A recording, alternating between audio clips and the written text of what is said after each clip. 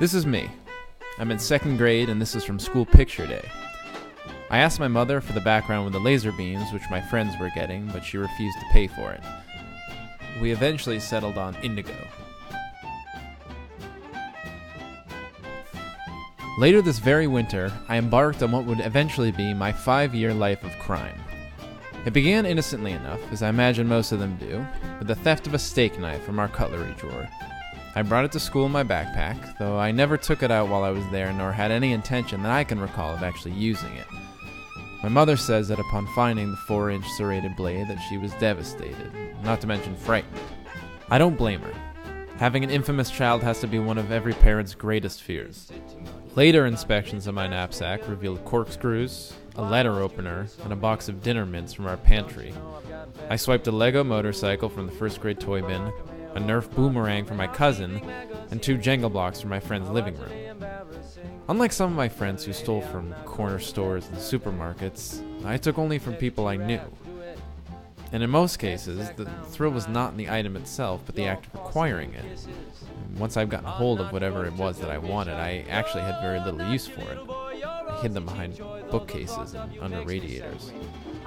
What's more, I never needed any of the items I chose to steal.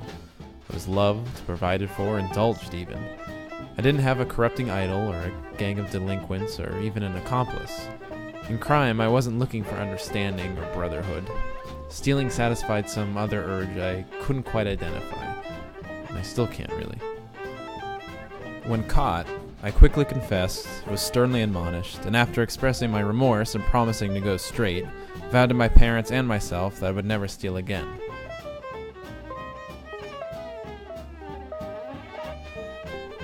In 3rd grade, I claimed a baseball hat which was not mine from the lost and found. It was decorated with interesting pins which I decided to distribute amongst my closest friends. I told my parents that someone had lost the hat, and after its time on hold in the classroom had passed, I had claimed it. Which in part was true. Soon after, though, one of my classmates claimed that the hat actually belonged to his cousin, who had misplaced it on a recent visit to the school. I was pissed. One of my closest friends asked if the hat really was mine. If it was, he said, if I were telling the truth, he promised to stand by me and fight determinedly for my cause. I was astounded, moved even by such a bold and mature act of loyalty. In fact, his righteousness made me even feel, if only for a moment, somewhat guilty. Eventually, I told him the truth, that the hat was and had always been mine. In reward for his allegiance, I gave him another pin from the hat. Days later, my parents received a phone call. The mother of the hat's rightful owner was thrilled to hear that I had recovered her son's lost property. She wanted to know when they could pick it up. My parents were furious. Not only was I a thief, I was a con man, weaving a twisted web which had made them unwittingly accomplices in my crimes. Ultimately, I returned the hat and put on my act of contrition. I never made excuses for my behavior. I knew I was in the wrong, and I asked to be handed whatever punishment my jurors saw fit. I recognized, as Saul Bellows wrote, that larceny was not my fate.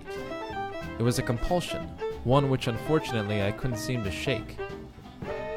Even after returning the hat, there remained the problem of the pins. I had distributed them to no less than 3 people, and was now faced with the shameful chore of asking for them back. The most difficult undertaking was retrieving the ones I had given to my friend in reward for his demonstration of allegiance. He was resentful for being played, for having taken the side of a snake like me. Quite simply, he refused to return the pins. Even my begging couldn't move him. The pins had been given in exchange for a service, he explained, and they would only be returned for one. Eventually, we settled on the contents of my lunchbox. So that afternoon, I sat watching him eat his own lunch, and then mine, taking a single bite of my sandwich and throwing the rest in the trash. It was a sobering lesson in pride, and more importantly, in sacrifice. I had the pins, and my ordeal could finally be over. I never stole again after that. Or if I did, I never got caught. I actually can't remember.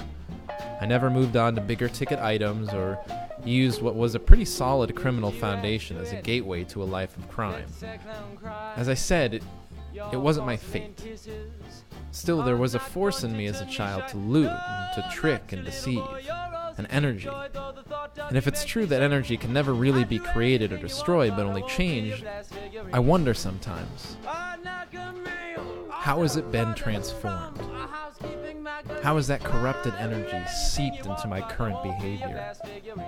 I mean, I can't even remember looking like this, but this is still me, the 4-year-old with a knife in his backpack. I might not steal anymore, but I'm afraid I'll always be a thief.